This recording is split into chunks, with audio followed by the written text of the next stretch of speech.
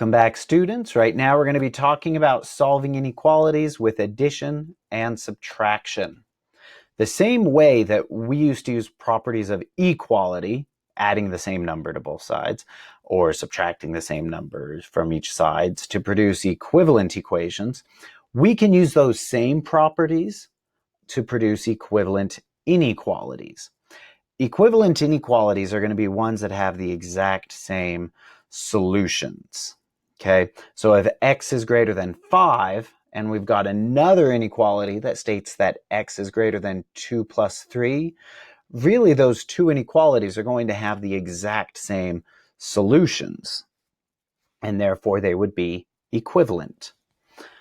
Here, we're going to use the addition property of inequality, which states that adding the same number to each side of an inequality will produce an equivalent inequality. Here we've got a nice true statement. -3 is less than 2. If I add a 4 to both sides are going to get bigger. However, because the -3 started out lower, even adding that 4, it is still lower. And in fact, it's the exact same amount lower that it was before. In the beginning, it was 5 lower. Here, 1 is 5 lower than a 6. The same relationship still exists. So even though we're making numbers bigger, that doesn't necessarily mean that one side is now bigger than the other where it wasn't before. The same exact relationship is going to exist. Algebraically, if A is greater than B, then if I add a C to both sides of that, so we get A plus C and B plus C, the left side is still going to be bigger because it was bigger to begin with. And they both just got larger by the same amount, by C. Now, this is going to hold true for all of the different inequality symbols. All right, so we're going to solve this inequality, find out what are all the possible solutions, and then graph it so that we can show what those solutions are. Because we've got that -6 there, we'll add a 6 to both sides. -6 plus 6 is just going to be 0. X plus 0 is just x. -10 plus 6 will be -4. This is the equivalent inequality. It has the exact same solutions as our beginning inequality. However, this is a lot more obvious as to what numbers will work. To show what numbers will work, we'll use a number line. We'll put a dot at the -4. We use a filled in dot because it says greater than or equals to. So because of that or equals to, we fill it in. -4 is also a solution. And x must be greater than the -4. So we draw a line, an arrow going in the direction of the numbers that would be greater than -4. So now we've shown with this graph all the possible solutions of that inequality. Next, the subtraction property of inequality is very much the same thing. If I subtract the same number to each side of an inequality, it will produce an equivalent inequality. And we see two examples here using numbers, that the left side was less than the right side. As I subtract a number from both sides are going to get smaller, but the left side still remains less than the right side. So it doesn't change the relationship. Same thing with the algebra. If A is greater than B, and then I subtract a C from both sides, so A is going to get smaller by C, B is going to get smaller by C. Since A started out as bigger, it's still going to be bigger.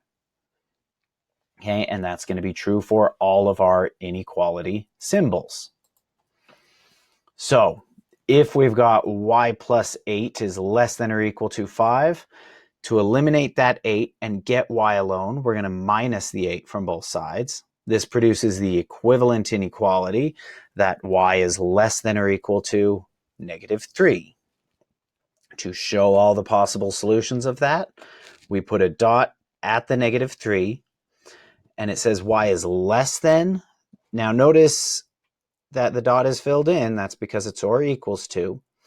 Y is less than the -3, so we draw a line, an arrow, going in the direction of the numbers that are less than -3. All right, now this time we've got a positive 1.4, so we are going to subtract 1.4 from each side. This gives us the equivalent inequality. Negative 9.4 is less than m. And so now in order to show what all the solutions are there, we put it on the number line. We'll put a dot at negative 9.4. Notice this dot is not filled in because we cannot equal the 9.4. Negative 9.4 is not a solution here. It's where it starts, but it's not an actual solution. It is only the numbers that are greater than negative 9.4 that would be solutions. So we draw an arrow going towards all the numbers that are greater. Next, we've got a nice little word problem to show how this could be applied to different situations. We got a circuit that's going to overload at 1,800 watts of electricity.